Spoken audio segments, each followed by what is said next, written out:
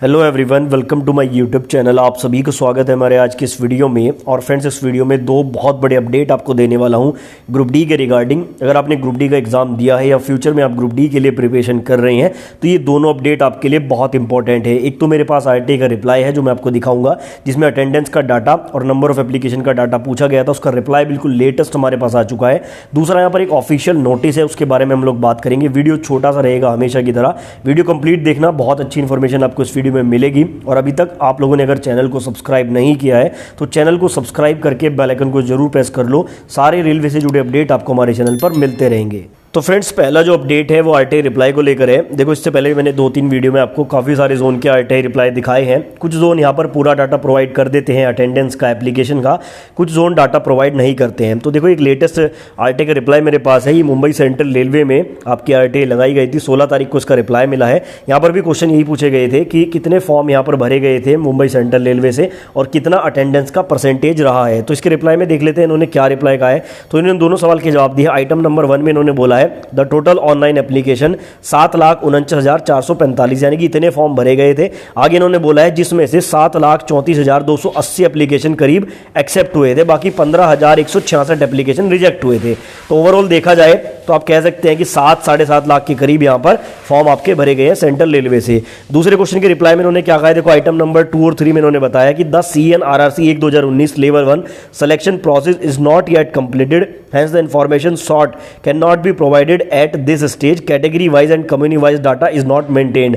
Basically यहाँ पर इन्होंने कम्युनिटी वाइज जो डाटा पूछा गया था वो देने से मना किया और अटेंडेंस का डाटा भी देने से इन्होंने मना किया है। अब देखो, पिछले 3-4 आरटीआई के रिप्लाई में आप लोगों ने देखा है कि रिप्लाई में डाटा प्रोवाइड नहीं कराया जा रहा है। इसका मेन रीजन यही है कि आपका जो रिजल्ट है ना वो किसी भी दिन अनाउंस हो सकता है, क्योंकि जब रिजल्ट वगैरह करीब होता है तभी ये डाटा देने से मना करते हैं। क्योंकि पहले के जो आरटीआई रिप्लाई है उसमें काफी हद तक इन्होंने डाटा प्रोवाइड किया है, इवन फेज वाइज भी अटेंडेंस का डाटा प्रोवाइड किया है, जैसे चंडीगढ़ का रिप्लाई मैंने आपको दिखाया था। ठीक है, तो यहाँ पर डाटा प्रोवाइड ना करने का एक ही रीजन सामने आता है कि रिजल्ट आपका आने वाला है बहुत जल्द, आपका लास्ट स्टेज में रिजल्ट चल रहा है। बाकी कल वाले वीडियो में आपको दिखाया था कि इसी हफ्ते रिजल्ट आने के बहुत ज्यादा चांसेस हैं। तो एक तो ये अपडेट था। अब जो दूसरा अपडेट है ना वो बहुत ही इंपॉर्टेंट है काफी सारे स्टूडेंट के लिए।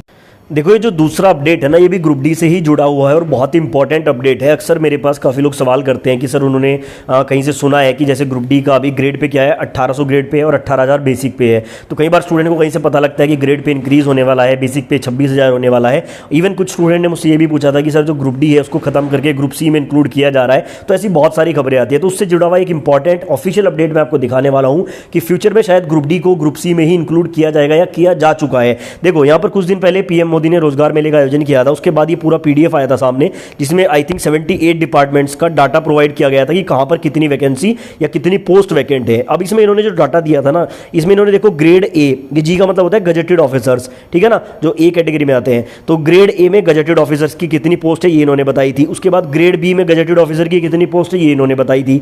ग्रेड बी में नॉन गजेटेड की पोस्ट बताई थी। उसके बाद ग्रेड सी में नॉन गजेटेड की पोस्ट आई थी। अब देखो, ये जो एनटीपीसी वगैरह एएलपी सारे ग्रेड सी में ही आते हैं। तो यहां पर भी सवाल उठा था कि इसमें ग्रुप डी की बात क्यों नहीं कही गई है, क्योंकि इसमें रेलवे का डाटा भी प्रोवाइड किया गया था। आई थिंक यहाँ पर 57 नंबर पे जो है रेलवे का डाटा भी आपको देखने को मिलेगा। नीचे हम थोड़ा चलते हैं, ये देखो 56 पे जो है यहाँ पर रेलवे का डाटा भी इन्होंने दिया था।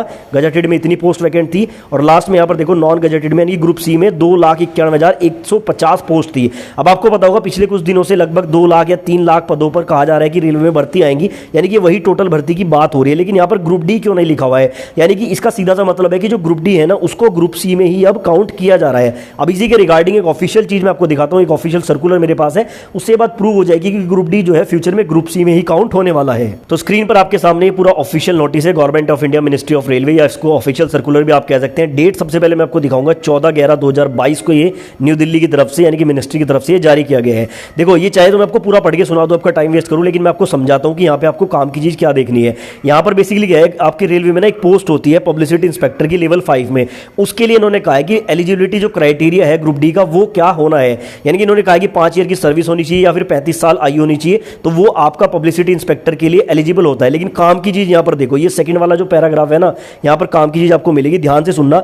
One of the railway has sought clarification as to whether all group C staff from level 1 to 4।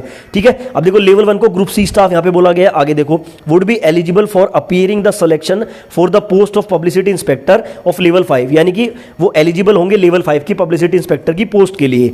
The matter has been examined and with approval of authority it is clarified that level 1 employees, ध्यान से देखना, level 1 employees erstwhile group D, देखो इन्होंने क्या बोला है कि level 1 के जो एम्प्लॉयज हैं अर्स्टवाइल ग्रुप डी, मतलब कि जो भूतपूर्व में ग्रुप डी एम्प्लॉय कहलाते थे, who are now classified as group C, ये वाली लाइन आपको देखनी है, who are now classified as group C, यानी कि ग्रुप डी जो पहले भूतपूर्व में था, ये आप मीनिंग इसका निकालेंगे तो भूतपूर्व में जो ग्रुप डी था वो अब क्लासिफाइड है एज ग्रुप सी। तो यहां से सीधा पता लगता है कि अब ग्रुप डी को ग्रुप सी में ही काउंट किया जा रहा है। Are also eligible for the selection to the post of publicity inspector in level 5। ठीक है ना, यहां से एक चीज निकल के आती है कि ग्रुप डी को शायद अब ग्रुप सी में ही इंक्लूड किया जा चुका है। अब ये मैं आपको क्यों बता रहा हूं, इसका बेनिफिट समझो। अगर ग्रुप डी ग्रुप सी में जाता है ना तो कहीं ना कहीं आपको सैलरी में इंप्रूवमेंट देखने को मिल सकता है और भी बेनिफिट आपको देखने को मिलेंगे। ठीक है, तो ये दो बड़े अपडेट आए थे ग्रुप डी के रिगार्डिंग।